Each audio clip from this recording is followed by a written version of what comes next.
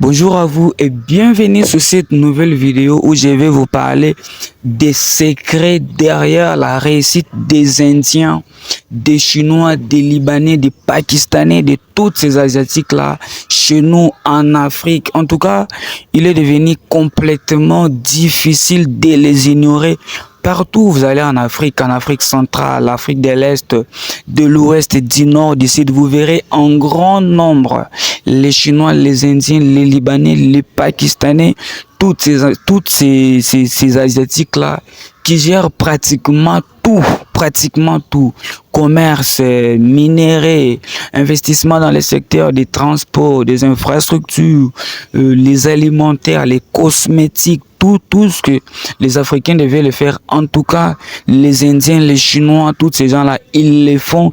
Ils sont devenus très riches, extrêmement riches, de loin devant la jeunesse africaine. Moi-même, j'ai travaillé à un moment donné avec les Indiens. Les Indiens avec qui j'ai travaillé arrivaient à réaliser plus d'1 million de dollars de chiffre d'affaires en un seul mois à Kinshasa. Je dis bien un seul mois. Comment font-ils pour devenir assez riches? En tout cas, je vais vous dévoiler leur secret, la chose qui est derrière leur puissance en Afrique.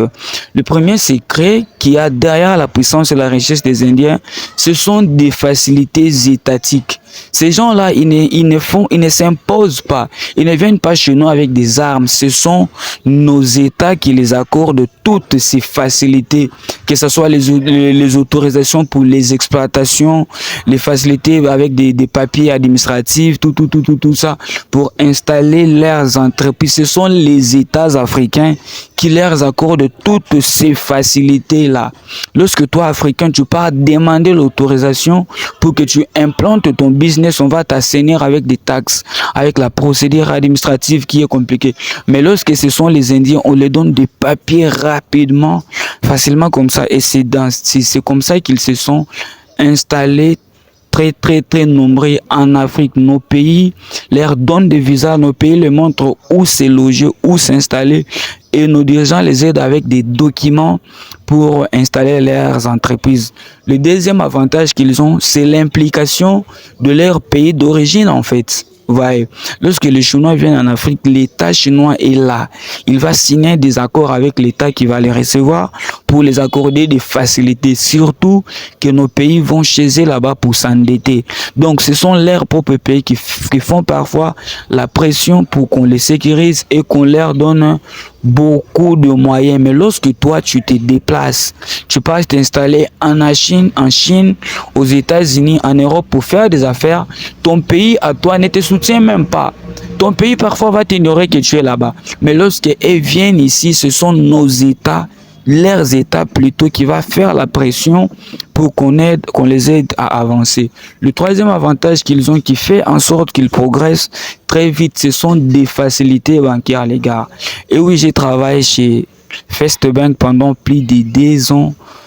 Ces banques-là accordent facilement de prêts aux Chinois, aux Indiens, aux Libanais, aux Pakistanais, nationaux. Lorsque toi là, tu pars demander des prêts à la banque, on va te demander des documents, des gages. Ça va demander qu'on vienne vérifier ton activité à toi. Mais lorsque ce sont les Indiens qui viennent, on leur donne des prêts facilement. Ils ont des facilités bancaires que les nationaux n'ont pas. Les Indiens ne viennent pas en Afrique avec des millions ou des mallettes de milliards. Ils trouvent l'argent chez nous. Ils appellent leurs frères qui ont déjà de l'argent, qui se présentent auprès des banques comme des parrains, qui donnent des garanties et on les donne de l'argent très facilement. La quatrième des choses qui est derrière la puissance des Asiatiques aujourd'hui en Afrique, c'est la solidarité qu'il y a entre eux. C'est un peuple qui est très solidaire en fait. C'est un peuple qui s'aide. Lorsqu'un Indien ouvre son business en Afrique, il ne mettra jamais un Africain pour diriger cette entreprise-là. Il va appeler un autre Indien pour venir diriger ça. Ils sont solidaires. Ils prennent les leurs, on les met à la tête des business, on les loge, on les apprend même des langues qui sont parlées en Afrique. On les coach, on leur montre comment se comporter en Afrique. Et c'est comme ça qu'ils s'installent, qu'ils vont partout. La cinquième des choses qui fait en sorte qu'ils avancent, c'est qu'ils sont opportunistes. Et en fait, ils s'ouvrent facilement à tout ce que le marché les présente comme opportunité. Au départ, ils ont commencé dans les minéraux. Lorsqu'ils ont vu que le marché des fabrications des cosmétiques était vide, ils ont commencé à fabriquer. Lorsqu'ils ont vu qu'ils pouvaient se lancer dans les alimentaires, fabriquer des sémoules, toutes ces histoires-là, ils se sont lancés dedans. Lorsque les Chinois, les Indiens, les Libanais ont vu qu'ils pouvaient se lancer dans la fabrication des produits ou des matières de construction comme des briques, toutes ces histoires-là, des barres de fer, ils se sont lancés là-dedans. Pendant tout ce temps, les Africains continuent de dormir. Voilà, ils sont flexibles. Là où les business les appellent, ils vont. L'autre chose, en tout cas la sixième des choses que ces gens-là, ou la septième, que ces gens-là font, qui fait en sorte que les Indiens gagnent plus de marché, les Chinois, tous ces Asiatiques-là en Afrique, contrairement même aux Européens, aux Américains, c'est qu'ils sont flexibles. Ce sont des gens qui ne restent pas au bureau toute la journée pour rester en veste comme les Européens. Les Européens aiment le bureau, ils aiment de veste, mais eux, ce sont des gens de terrain. Ils suivent l'argent partout, même en fond. Ils s'habillent avec des tenues très simples comme les Africains. Ils mangent ce que les Africains mangent. Ils peuvent dormir dans la rue comme un Africain. Ils suivent l'argent partout. Ce sont des gens qui ne sont pas liés au confort des bureaux. Ce sont des hommes de terrain. L'autre chose, en tout cas, qui fait en sorte qu'ils progressent beaucoup trop en Afrique, c'est qu'ils profitent d'une main-d'œuvre très